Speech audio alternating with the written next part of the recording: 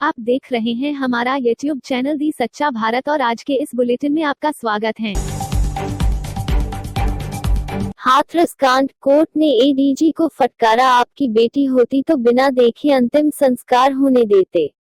Hathras case का Allahabad high court की Lucknow bench ने स्वतः संज्ञान लिया था, जिस पर सोमवार को सुनवाई हुई।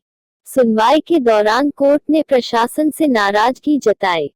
कोर्ट ने ADG law and order Prashant Kumar से कहा कि अगर आपकी बेटी होती तो क्या आप बिना देखे अंतिम संस्कार होने देते। ADG law and order court के इस सवाल पर चुप हो गए। उनके पास इस सवाल का कोई जवाब नहीं था।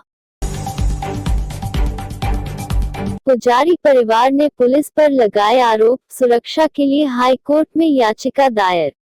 जयपुर करौली की सपोटरा तहसील के बुकाना गांव में मंदिर माफी की जमीन के लिए जिंदा जलाए पुजारी बाबूलाल के बेटे ने पुलिस पर गंभीर आरोप लगाए हैं।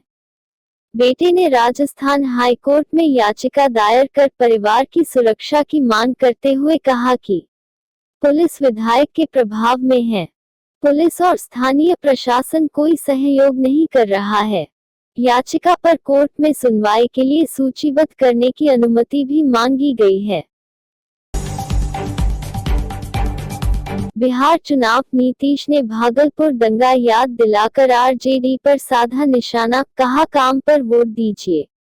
मुख्यमंत्री नीतीश कुमार ने सोमवार से बिहार विधानसभा चुनाव के पहले चरण के लिए चुनाव प्रचार शुरू कर दिया है। नीतीश कुमार ने जेडीयू जनता दल यूनाइटेड कार्यालय से वर्चुअल रैली को संबोधित करते हुए कहा कि हम लोगों से आग्रह करते हैं कि वह काम के आधार पर अपना निर्णय ले। जनता मालिक है। हम लोगों का काम पसंद है तो फिर सरकार बनाने का मौका दीजिए। हमें उम्मीद है कि आप हमारे काम के आधार पर वोट दीजिएगा। दूसरे लोगों में कोई दम नहीं है। वो समाज को बांटना चाहते हैं और हम समाज को एकजुट करना चाहते हैं। वो भ्रम पैदा करना चाहते हैं। हम समाज के हर तबके के उत्थान के लिए काम कर रहे हैं। शर्मनाक, पिता ने नाबालिग बेटी को बेचा, आरोपी 2 महीने तक करता रहा दुष्कर्म, फिर 4 लाख में कर दिया सौदा। झालावाड़, रिश्तों को शर्मसार करने वाला एक मामला सामने आया है, जिसमें एक पिता ने अपनी नाबालिग बेटी को पैसों की लालच में बेच दिया। पिता ने 2 लाख रुपए में अपनी बेटी का सौदा कर दिया, जिसके बाद नाबालिग के साथ आरोपी ने 2 महीने तक दुष्कर्म किया और फिर 4 लाख रुपए में किसी और को बेच दिया। नाबालिग लड़की ने बताया कि आरोपी उसके साथ मारपीट करता था। भारत में कोरोना के मामले 71,20,538।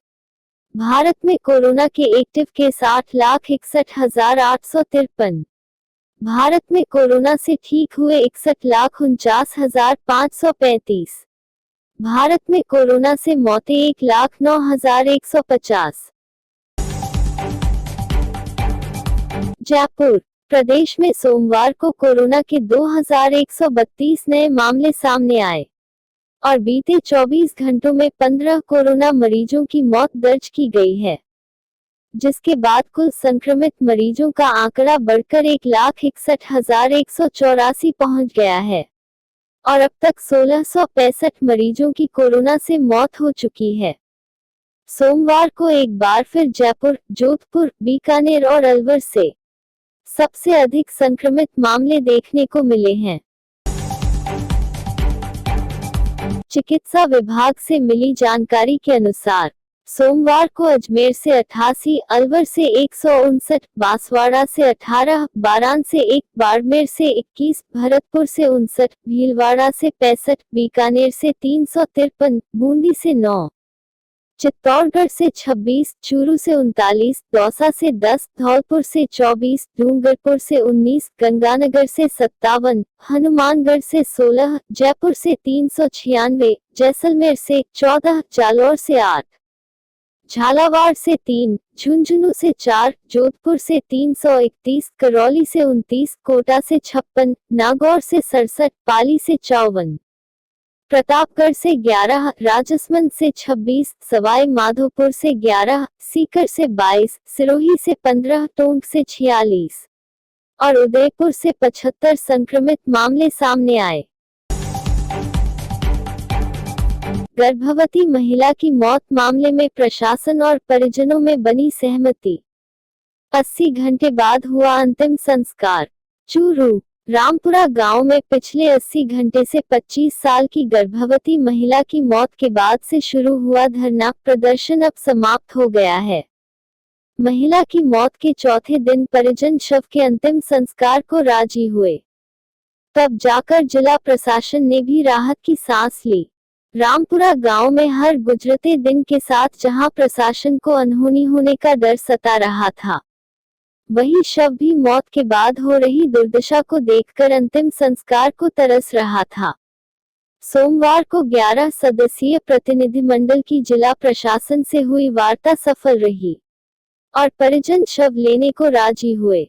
यहां महिला की मौत के बाद से जहां परिजन और ग्रामीण मुआवजे की मुख्य मांग को लेकर धरना प्रदर्शन कर रहे थे, तो वहीं जिला प्रशासन के साथ हुई प्रतिनिधिमंडल की वार्ता में प्रशासन ने पीड़ित परिवार को 7 लाख रुपए मुआवजा सरकार की ओर से, 3 लाख रुपए 3 भामाशाहों की ओर से देने की सहमति बनने के बाद शव का अंतिम संस्कार कर दिया गया।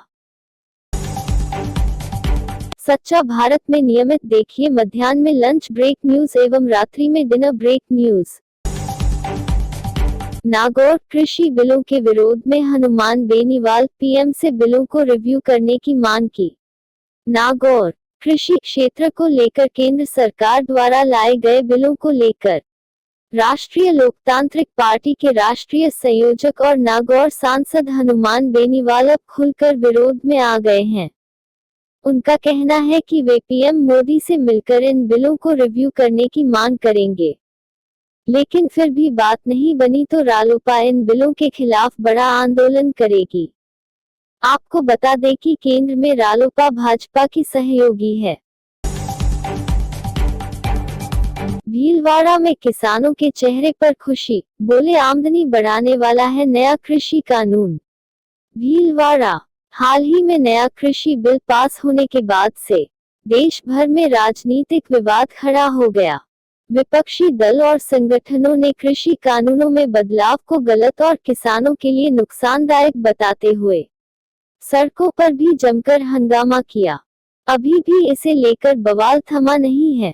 वहीं जब भीलवाड़ा जिले के किसानों से बात की तो विधेयक पास होने पर उन्होंने खुशी जताई है।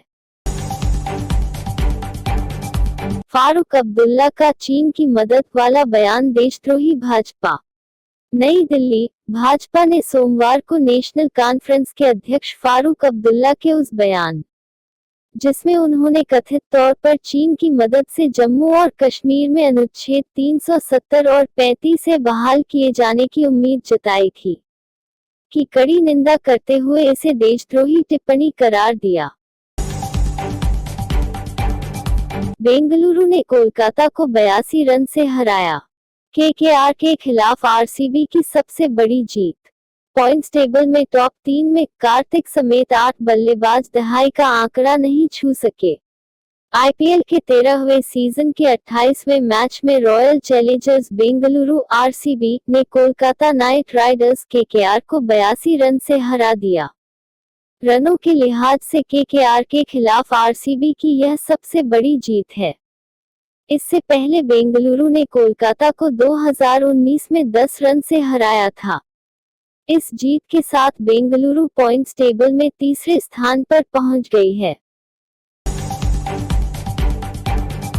कुएं में दबे श्रमिक को निकालने का रेस्क्यू हुआ शुरू। नया कुआं बनाकर निकालेंगे शव को। संभागीय आयुक्त के निर्देश पर जिला प्रशासन में एडीएम के निर्देशन में शुरू किया काम। रेस 2 का पूरा खर्च विधायक कोष देने को तैयार। स्थानीय कांग्रेस नेता भी सहयोग के लिए आया आगे। 15 दिन पूर्व कुएं में दफन है भूपाराम। सुमेरपुर तहसील के कानपुरा गांव का मामला। पाली कानपुरा गांव में 27 सितंबर को कुएं में खुदाई के दौरान दबे श्रमिक भूपाराम मीना का शव बाहर निकालने के प्रयास फिर से शुरू हो गए। संभागीय आयुक्त समित शर्मा के निर्देश पर जिला प्रशासन में फिर से रेस्क्यू शुरू कर दिया गया है। फर्जी दस्तावेजों से फैक्ट्री का मालिक बनने का मामला आया सामने। महिला ने आरोपी के खिलाफ करवाया मुकदमा दर्ज। पुराने स्टाम्प खरीद कर सरकारी ऑफिस में खुद को पेश किया फैक्ट्री मालिक। महिला ने पूर्व में भी आरोपी के खिलाफ मुकदमा दर्ज करवाने के बावजूद नहीं की कोई कार्यवाही। कोर्ट के जरिए मुकदमा दर्ज करवाना पड़ा। मंडिया रोड के पास स्थित फैक्ट्री का मामला। शहर की एक महिला ने व्यक्ति के खिलाफ फर्जी दस्तावेज ऐसे शब्द का मालिकाना हक देने का आरोप लगाते हुए कोर्ट के जरिए मुकदमा दर्ज कराया है। उसका आरोप है कि पूर्व में भी उसने मामला दर्ज करवाया था मगर पुलिस ने उसके खिलाफ कोई कार्रवाई नहीं की। अस्पताल में इलाज कराने आए बच्ची की चिकित्सक ने फेंकी पर्ची। मुंह पर मास्क नहीं होने का हवाला देते हुए इलाज करने से किया इनकार। वीडियो में मुंह पर कपड़ा बांधे दिखाई दे रही है बच्ची। उल्टी दस्त की बीमारी होने के चलते इलाज के लिए पहुंची अस्पताल। मरीज के परिजनों ने हंगामा। चिकित्सक के खिलाफ मोनोपोली एवं दादागिरी करने का आरोप लगाते हुए किया हंगामा। बाली के चामुंडेरी राणा के राजकीय चिकित्सालय का मामला।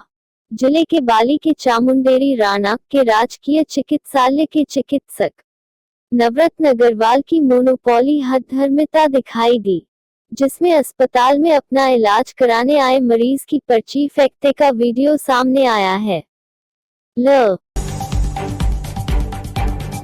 5 जुआरियों को पुलिस ने पकड़ा जुआ खेलते हुए। सिटी थाना पुलिस पाली की कार्रवाई। पुराना बस स्टैंड एक होटल पर हुई कार्रवाई। होटल से जुआरियों पर कार्रवाई में मिली नकदी। जुआरियों से 40,000 नकद किए पुलिस ने मौके से बरामद। होटल मालिक को भी लिया पुलिस ने हिरासत में। देर रात मुखबिर की सूचना से सिटी पुलिस ने की कार्रवाई। और ऐसे ही नए अपडेट पाने के लिए द सच्चा भारत चैनल को सब्सक्राइब कीजिए। धन्यवाद।